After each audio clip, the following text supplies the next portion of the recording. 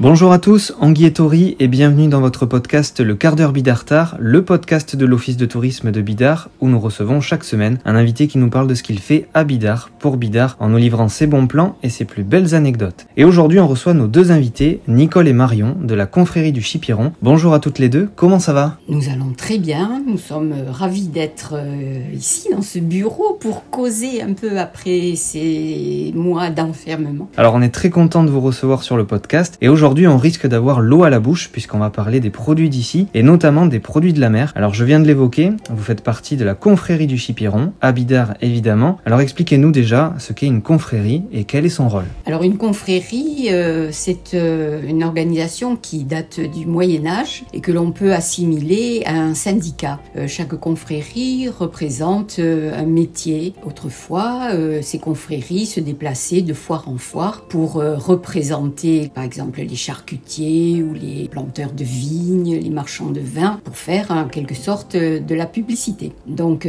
la confrérie du Chipiron suit ce modèle et nous nous déplaçons dans l'Hexagone, voire plus, pour promouvoir Bidart, le Pays Basque et la gastronomie de cette région. Alors maintenant qu'on est calé sur le sujet, j'ai envie de vous demander comment avez-vous décidé de la créer, cette confrérie ? Alors cette confrérie a été construite en 1984 par un groupe de commerçants de Bidart qui voulait par ce biais faire connaître Bidart dans la période qui se situe entre Pâques et l'été. Il n'y avait pas d'animation et à cette période où il fait beau, les journées sont longues, les touristes commencent à arriver, il fallait un petit peu motiver et créer une animation. Alors il me semble que vous portez même une tenue dédiée à la représentation de cette confrérie. Là encore, qui s'occupe de créer cette tenue ? Comment vous l'avez imaginée ? Et est-ce qu'il y a des règles à respecter ? Donc parlez-nous un peu de tout ça. Les hommes portent une cape, toujours en référence aux tenues du Moyen-Âge. C'est une cape en velours bleu, un petit peu gaufrée, qui représente un petit peu les vagues de la mer. Elle est bordée de galons qui représentent les algues, les coraux. Ces messieurs portent sur la tête une boina noire avec l'écusson de Bidart et brodé le nom de la confrérie. Alors les femmes sont entrées dans la confrérie plus tard et à ce moment-là toutes les tenues étaient distribuées et nous n'avons jamais pu retrouver le même tissu pour faire ressembler à nos maris. Donc nous avons décidé d'avoir une tenue différente. Alors sur un livre de costumes basques, nous avons choisi un costume bleu marine sobre qui est le costume des batelières de Passarès. Ces dames allaient dans des petites pinasses à godilles chercher le poisson à San Juan auprès des bateaux de leurs maris et elles traversaient la baie pour aller vendre le poisson à San Pedro où se trouvait le marché. La tenue est bleu marine, c'est composé de deux jupes, une jupe en coton rayée et une jupe soit en lin ou en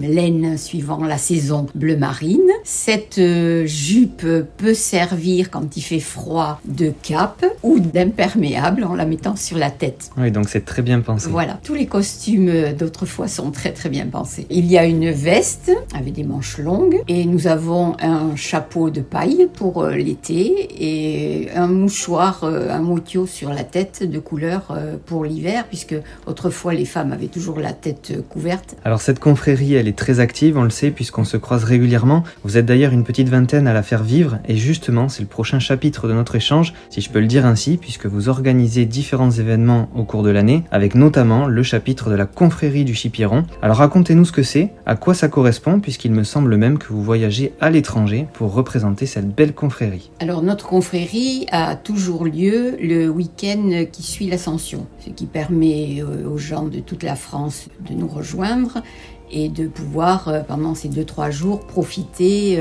du paysage de la ville de Bidart et de ses alentours. Nous organisons le samedi une sortie en car de l'autre côté de la frontière pour faire des visites et nous terminons toujours notre soirée dans une cidrerie. Le lendemain, les gens sont reçus pour un petit déjeuner et ensuite ils revêtent leur tenue et nous organisons un défilé sur la place de Bidart. Nous allons sur le site de la Madeleine, voir l'endroit où les pêcheurs œuvrent, et nous revenons pour une messe solennelle qui est suivie des intronisations, c'est-à-dire dire que là, nous félicitons, nous remercions, nous intronisons des personnalités locales, souvent des sportifs de Bidart. Et ensuite, pour remercier les gens qui sont venus à notre confrérie, nous distribuons aussi des diplômes et des médailles. Après cette cérémonie, il y a un grand apéritif suivi d'un repas de gala dans un restaurant de Bidart. C'est un bon programme. Alors vous êtes aussi présent sur le marché de Bidart depuis 2016. Alors justement, qu'est-ce qu'on peut trouver sur votre stand?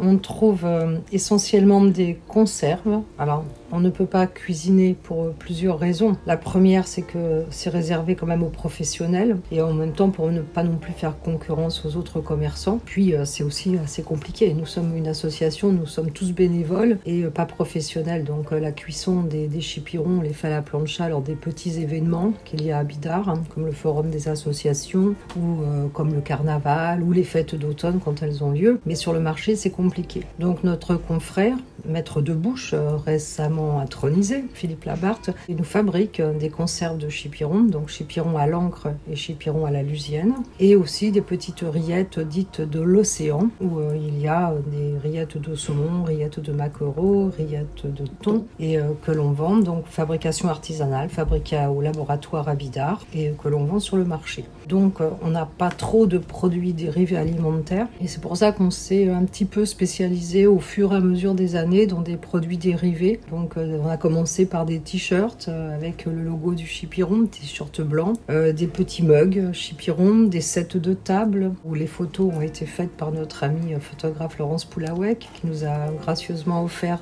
ses productions. On en a fait des sets de table. Et puis après, sur le marché, bien sûr, il faut faire aussi rentrer un peu de sous dans l'association parce que nous sommes une association et avec peu de subventions. Donc pour faire un peu de bénéfices, on a aussi eu l'idée de créer des bijoux chipiron. Donc vous pouvez trouver sur notre stand, bien sûr, tous les mardis matin. Donc en titane, qui ont été fabriqués aussi entre Bidart et Guétari, à l'effigie du chipiron. Donc petits bracelets, boucles d'oreilles. Vous voyez, j'en ai quelques-uns. Ouais, vous les portez actuellement et c'est vrai qu'ils sont très jolis, c'est réussi. Puis après, on a un peu dévié, on a fait des petits bijoux, alors toujours de qualité, parce que je les teste tous, vous voyez, j'en ai partout.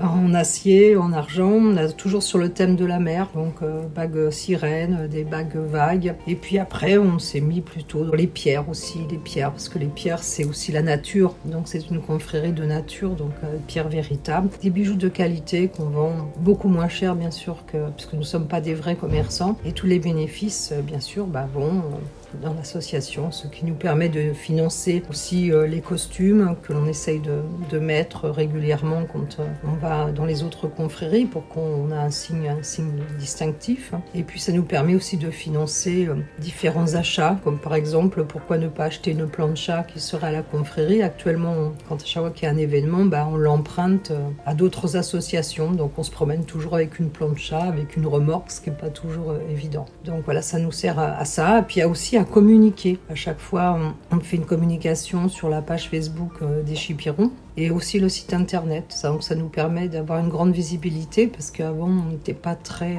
connus. Enfin, les gens savaient plus ou moins qu'il y avait une confrérie à Bidart, ce qu'elle faisait, on ne savait pas trop. Donc là, ça, on a une vraie visibilité. On nous voit sur les marchés, on nous voit aussi dans les restaurants. On va aussi faire de la publicité aussi à nos collègues commerçants. En fait, on revient un petit peu comme aux origines, comme disait Nicole tout à l'heure. Initialement, c'était effectivement les commerçants qui avaient monté cette confrérie. Donc, et on a mis aussi au point un petit macaron autocollant. C'est le TripAdvisor de la confrérie. Et on va voir donc nos restaurateurs. Et puis, si on est content, eh bien, on leur donne le macaron. Alors, même si ils font pas de chipiron, je pense à Erwan qui a été interviewé la semaine dernière. Erwan ne fait pas de chipiron, de crêpes au chipiron, mais on pourrait lui suggérer. Pourquoi pas. Pourquoi donc, ça pas, fait un moment qu'on ça peut être une idée à creuser. On en discute, voilà. Et il a le label recommandé par la confrérie du chipiron de Bidart. Une crêpe basco-bretonne. Oui, tout à fait. Alors donc, tout ça, ça donne envie et c'est vrai qu'on comprend mieux que vous avez envie de tisser du lien avec les locaux, avec les Bidartards. Alors pour ceux qui nous écoutent et qui viennent de loin, en tout cas un peu plus loin que le Pays Basque, les chipirons, qu'on appelle aussi plus communément les calamars, eh bien ils peuvent se déguster de différentes façons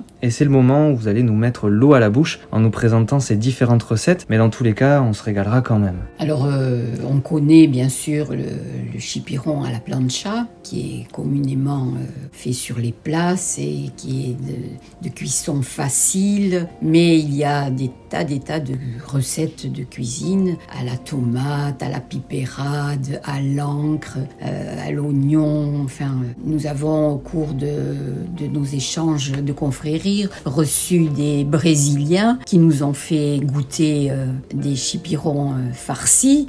On aurait dit du saucisson, ça se coupait au couteau. On retrouvait quand même le goût du calamar. Ce serait quoi votre recette préférée justement, si vous aviez le choix? Moi, je les adore les petits farcis et cuisinés à l'oignon et à l'encre. Ah, ça donne envie. Oui, moi aussi. L'encre étant le produit naturel que le chipiron crache pour se protéger. Malheureusement, c'est toujours un peu rébarbatif. En fait, à l'encre, comme c'est noir, et souvent les gens, ils n'osent pas trop goûter. Enfin, je sais, sur les marchés, quand on vend les conserves chipirons à l'encre, il y a ceux qui connaissent et qui vont me dire j'achète tout de suite parce que c'est les soupions, les vend aussi comme ça.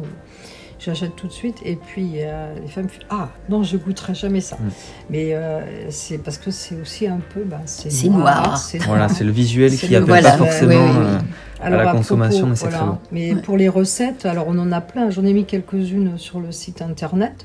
Mais l'idée, c'est qu'on a d'ailleurs commencé, c'est d'élaborer des nouvelles recettes de chipiron, qu'on a déjà aussi commencé avec notre maître de bouche, et d'éditer un petit livre de recettes chipiron, mais spécial confrérie du chipiron. Alors on a commencé d'ailleurs à élaborer une nouvelle recette, alors qui est un petit peu chic, la rencontre du chipiron et du caviar, qu'on a démarré en janvier de cette année-là, et où on a eu un petit reportage Sud-Ouest d'ailleurs dessus, et c'est une opportunité de notre maître de bouche qui avait fait un partenariat avec le caviar d'Aquitaine, Perlita. Donc le producteur était venu et il a inventé à cette occasion une recette chipiron caviar. D'où ce petit recueil qui est en prévision.